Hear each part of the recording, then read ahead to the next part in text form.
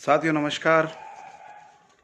आशा करता हूँ आप लोग स्वस्थ होंगे, सुरक्षित होंगे और अपने घरों में मस्त होंगे।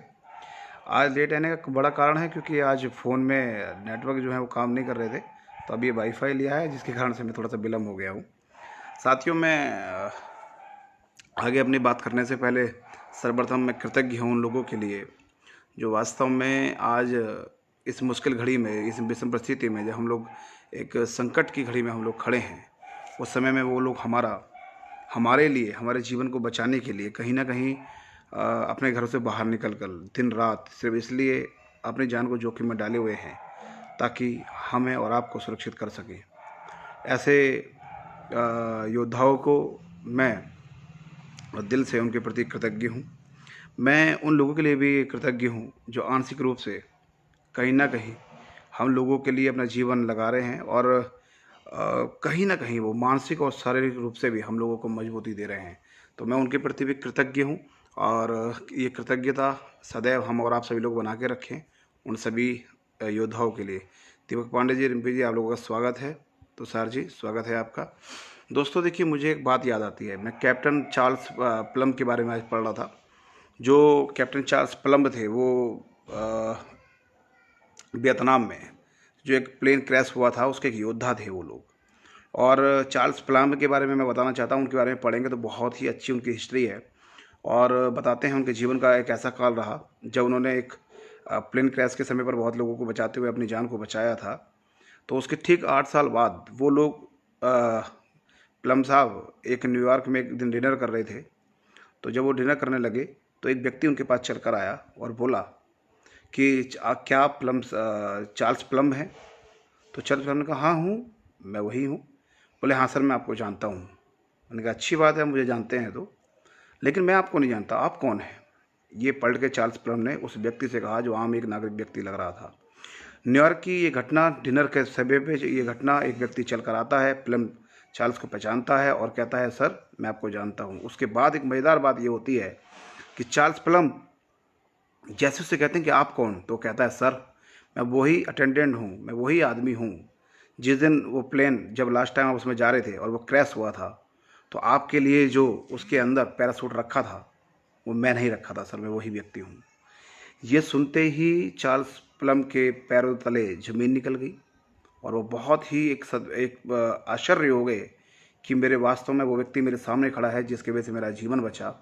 और उन्होंने छुट्टे ही उस व्यक्ति को कहा कि ये जीवन जो भी है ये आप ही की वजह से मेरे पास है, और उन्होंने उस व्यक्ति को अपने गले लगा लिया। दोस्तों, तो ऐसे ही बहुत सारे लोग ऐसे होते हैं जिनके मेहनत से, जिनके छोटे से हमें दिखने वाले कार्य बहुत बड़े जीवन को बचाने में हम लोगों के लिए होते हैं।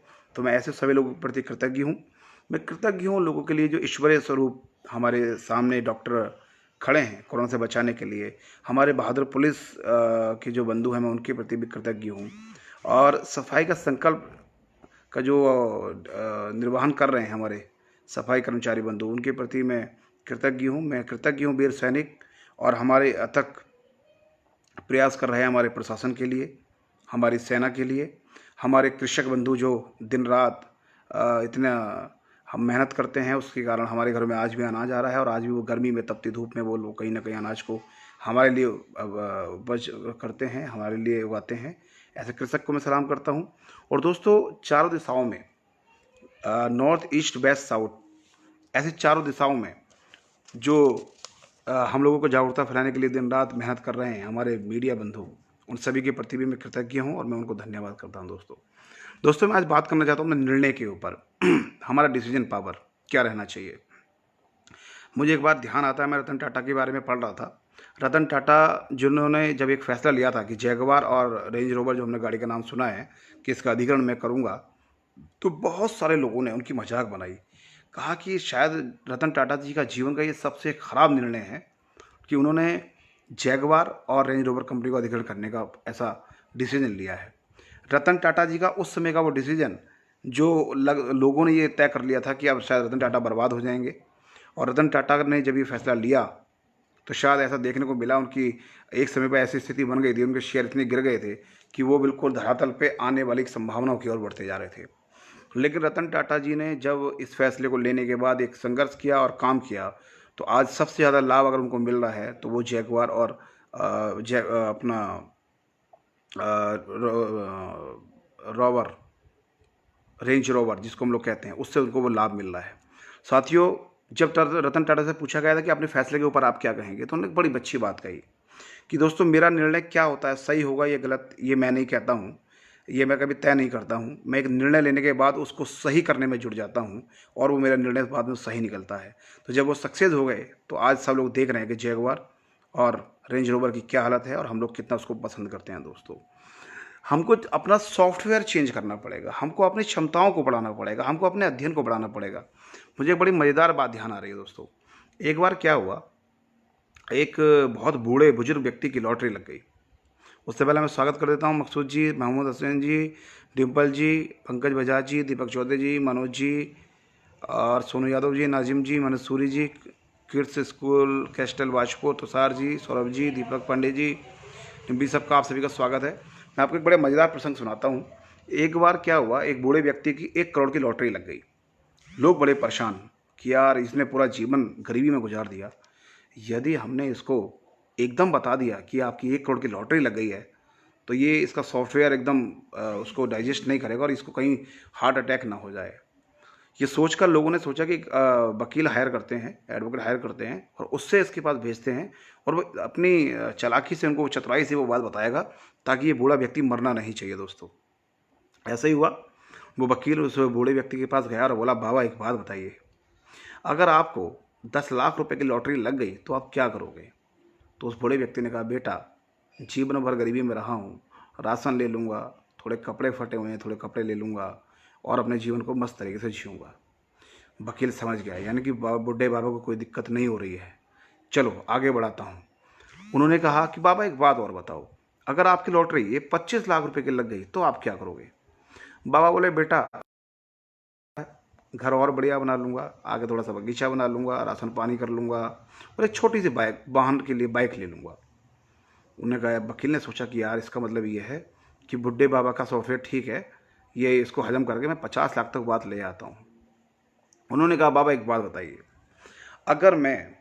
अगर मान लो कि आपकी बाबा 50 लाख की लॉटरी लग गई तो आप क्या करोगे? तो उन्होंने कहा बाबा ने, कि बुढ़े बाबा ने, कि बेटा अगर मेरी 50 लाख रुपए की लॉटरी लग गई तो मैं घर तो बना ही लूँगा, राशन भी मेरे पास हो जाएगा, कपड़े भी हो जाएंगे, मैं थोड़ा सा अपनी भैंस गाय इस टाइप से लेकर उनकी सेवा करूँगा, वो और ले लूँगा। ठीक है, इसका मतलब वकील ने समझा कि बुढ़े बाबा का सॉफ्टवेयर ठीक है, आप कोई घबराने वाली बात नहीं, अब सीधे 1 करोड़ कह ही देता हूँ। वकील बोला कि बुढ़े बाबा एक बात बताओ, अगर आपकी मान लो 1 करोड़ की लॉटरी लग गई तो आप क्या करोगे? बुढ़े बाबा ने दाएं देखा बाएं देखा और बोला, बेटा मेरा तो सारा काम 50 लाख में हो जाएगा, वो 50 लाख रुपए बचे हुए मैं तुम्हें दे दूंगा। ये सुन के वकील बेहोश होकर नीचे गिर गया। तो बुढ़े बाबा को कुछ नहीं हुआ, लेकिन जो वकील का सॉफ्टवेयर उसमें ये नहीं था कि मुझे 50 लाख अचानक मिल जाएंगे। अचानक 50 लाख रुपये सुनते ही वो जो वकील था वो चक्कर खा के गिर गया। इसलिए दोस्तों, चेंज और सॉफ्टवेयर, अपने दिमाग की क्षमता को बढ़ाना चाहिए। बड़ी बात करें या ना करें, लेकिन बड़े बात को सोचना चाहिए, हमें अपने अध्ययन को आगे बढ़ाना चाहिए। आगे बढ़ता हूँ। 2 युद्ध हमारे हम लोगों ने सुने हैं, सबसे बड़े और सबसे भयंकर युद्ध हुए। एक तो राम और रावण जी का, जो हमने रामायण में देखा है, और ये एक युद्ध हुआ है, हमने उनके बारे में सुना है, अर्जुन व कर्ण के बीच में। जब एक बार सुना है कि जब अर्जुन का और कर्ण का युद्ध चल रहा था तो कर्ण ने एक तीर चलाया और वो अर्जुन के रथ में जाके लगा और उनका रथ बताते हैं कि 3 फुट पीछे जाके रुका। और जब 3 फुट पीछे रुका तो अर्जुन को बहुत गुस्सा आया और अर्जुन ने क्या किया, तुरंत एक तीर निकाला, अगला तीर, और तुरंत कर्ण के ऊपर चलाया और कर्ण का जो रथ था वो 7 फीट पीछे जाकर रुका। अर्जुन बड़े खुश हुए, वाह मेरे तीर से पीछे हो गया, आज कर्ण का 7 फुट पीछे हो गया रथ। और श्री कृष्ण भगवान से बोले, जो उनके सारथी थे, कि देखा भगवान आपने मेरे तीर की ताकत, 7 फुट पीछे जाकर रुका है कर्ण का रथ। इस पर श्री कृष्ण मुस्कुराए और बोले, बेटा अर्जुन, बेटा तो नहीं कहा, माफी चाहता हूँ। उन्होंने कहा, अर्जुन आप गलत फहमी में हो, आप भूल गए कि सारी सृष्टि का भार लेकर मैं आपके रथ के ऊपर बैठा हूँ और साक्षात हनुमान, जिनकी पूंछ भी हिलाने की किसी की हिम्मत नहीं है, वो आपके रथ के ऊपर बैठे हैं, और तब भी कर्ण के तीर ने आपके रथ को पीछे कर दिया। इसलिए आप इस गलतफहमी मत रहना कि कर्ण आपसे कमज़ोर है, कर्ण आपसे बलशाली है। दोस्तों, मैं इस कहानी से सिर्फ ये बात कहना चाहता हूँ कि हम सभी लोग कहीं ना कहीं ऐसा मान लेते हैं कि हम लोग कहीं ना कहीं कमज़ोर हैं, या अपने आप को ज़्यादा मान लेते हैं कि हम लोग बहुत ज़्यादा अहंकार में आ जाते हैं। तो हमको इस घटना से सीखना चाहिए, और सारी दुनिया में त्राहिमाम त्राहिमाम हो रहा है। यदि हम लोग अपने घर में बैठ जाएं, अपने सरकार के निर्देशों का पालन कर लें, तो ये गारंटी है कि अभी जैसे जिस सूरत में बहुत सारे देश विश्व के अंदर त्राहिमाम त्राहिम में मरते जा रहे हैं, और दिन रात लोग मर रहे हैं, उसको देखते हुए हमारे भारतीय बहुत समझदार हैं। यदि हम अपने घरों में बैठें तो हमारा जो रथ है वो ईश्वरीय कृपा से रुका हुआ है।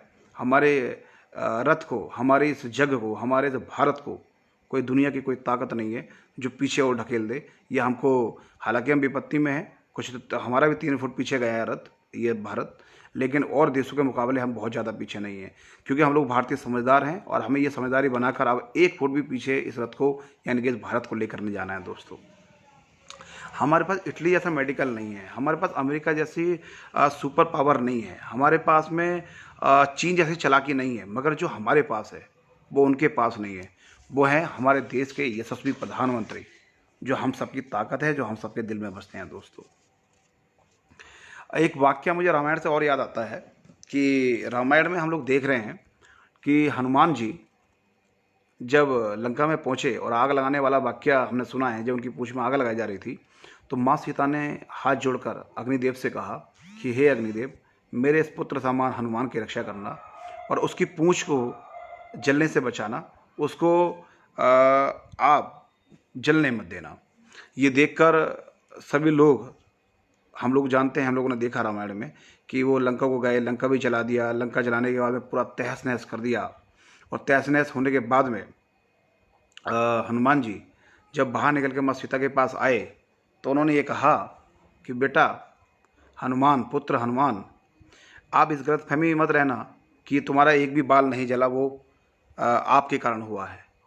जब कोई व्यक्ति आपके पीछे कोई दुआ करता है, हाथ जोड़ता है, तो उसका फल भी आपको मिलता है, क्योंकि जो आप प्रत्याशित हो और जो ना हो रहा हो, जो कि बल्कि होना चाहिए जो चीज़, वो अगर रुक रही है तो वो आपके कारण नहीं, वो किसी आपके पीठ पीछे हाथ जोड़े हुए किसी व्यक्ति की वजह से।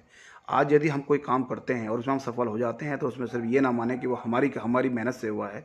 उसके पीछे कहीं ना कहीं हमारे बड़ों का, हमारे परिवार के बड़ों का हाथ जुड़ा हुआ, दुआएं, और हम सभी के पीछे एक बहुत बड़ी ताकत होती है, जिसके कारण जो हमें दिखती नहीं है लेकिन वो हमको सफल बना रही होती है। दोस्तों, ये बात भी हमको ध्यान रखना चाहिए।